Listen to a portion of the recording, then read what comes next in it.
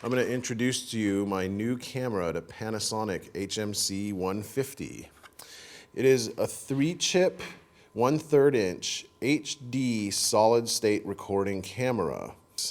Why don't I start by showing you how I begin setting up the camera. First thing I do when I'm about to shoot is I put in an SD card, and as you notice, there is no door for a tape because it's a tapeless camera. I use one of these, an SDHC card. This one happens to be an 8 gig card, and it must be a class 6, so it has enough speed to be able to capture the high def picture. You put it in there, and it clicks in, you close the door, and while I'm at it, I will put in the battery so we can power this baby up. There's the on button. You can see it starts going into camera mode. And here, why don't I take off the Tupperware lens cover. So, natively it starts out at 1/48 of a second. One of the first things I do is I go into the menu and confirm what my recording setup is. So, right now I have it at 720 24p. And here, I can move that around for better viewing access. I can go select that menu and see that there are various modes. There's 1080 60i, 1080 30p, 1080 24p, which is pretty popular with independent filmmakers. And then there's 720 60p, 30p, and 24p, which in my personal opinion, this is the sweet spot of this camera right here.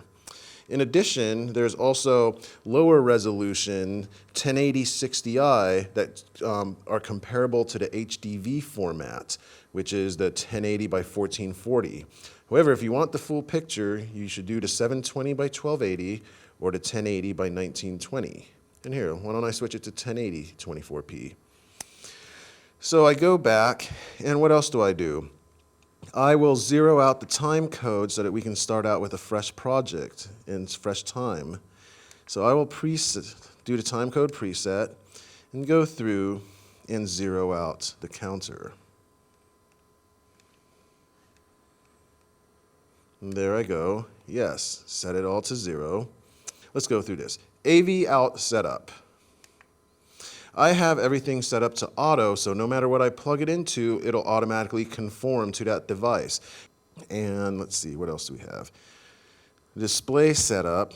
I have my zebras set at 80% and 100%. Obviously, everybody has different opinions of how they like their zebras set up. I have, let's see, video outs on and a level meter on. Zoom focus, I have the number on, and it's basically giving you options to turn information on or off. There's card functions, and what I'm going to do here is I'm going to format the card. Yes, I do want to format it. Before you format your cards, make sure that you have archived the material that was previously on it. Usually what I do is I will copy the native camera files to a disk, and then I will also have copies of the QuickTime converted files. You know, basically, if I want to, first of all, what I'll do is I'll do a critical focus, and here, I guess you can look at it right here, and say I'm going to zoom in on that, looks like a hat. I can come in and do the focus assist and do my critical focus. Let's see. You could even see the threads. And then that way I can zoom out and, you know, that hat will still be in focus throughout the whole range. I have manual iris control.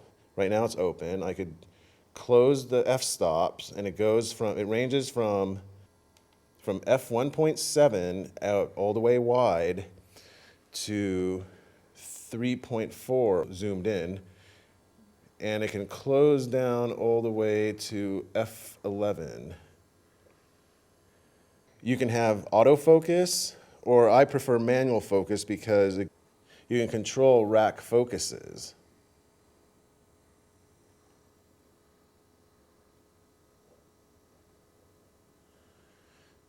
And it's very accessible. It allows you infinitely manual controls. There's ND filters there in case you're outdoors and you need to cut down some lights and yet have the f-stop open.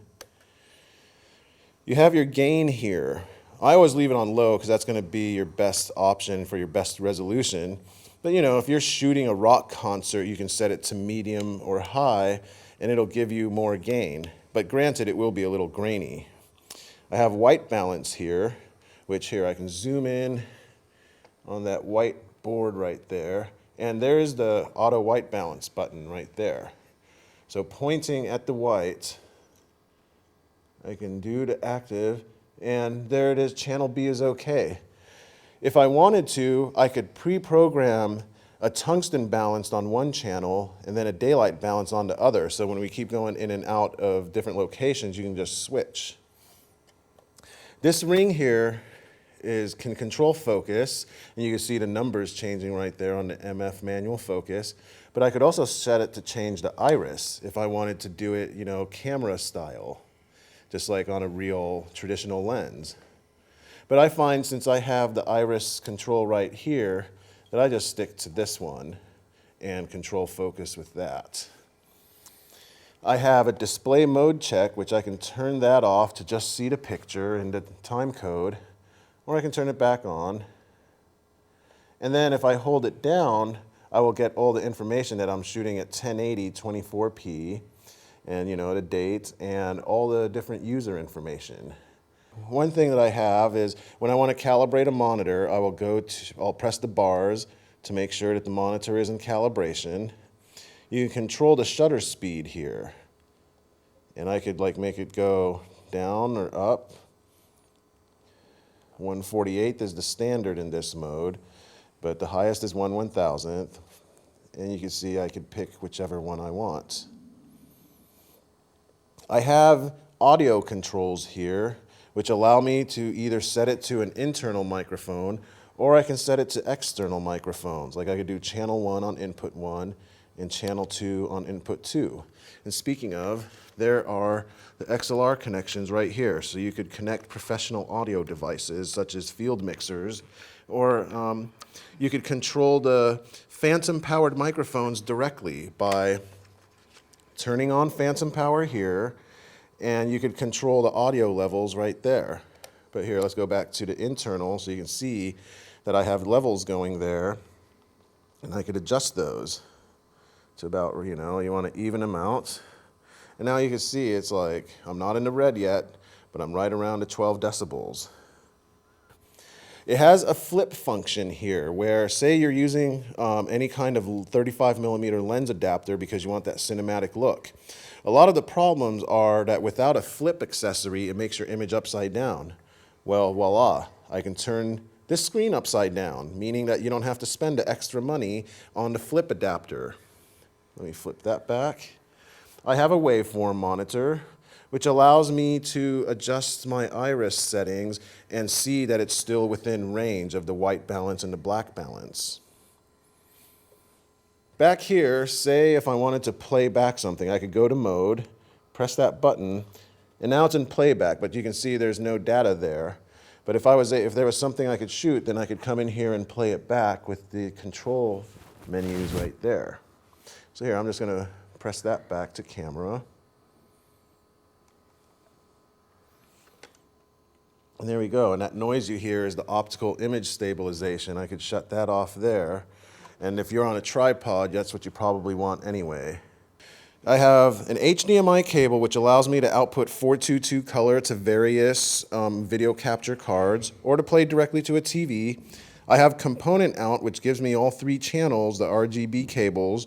And I have the USB 2, which is how the files are transferred to a computer.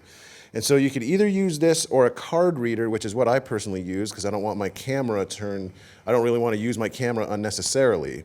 So I just got an $11 Delkin card reader, which allows me to log and transfer in Final Cut Pro. And on the Mac, the workflow that I use is ProRes 422 for the timeline, and I capture in DVC Pro HD. On the Mac, on the PC, the way you have to do it is you transfer the files through the USB or the card reader to the PC, and on Panasonic's website, you download a file which converts them to P2 files so that you can edit natively in Premiere. Other cool things are, it allows you to jam sync to a time code slate. There's the TC preset in and out. And it's also a video out for an analog NTSC TV, and there's your audio outs with the RCA cables. But for the independent filmmaker, you can't beat this camera.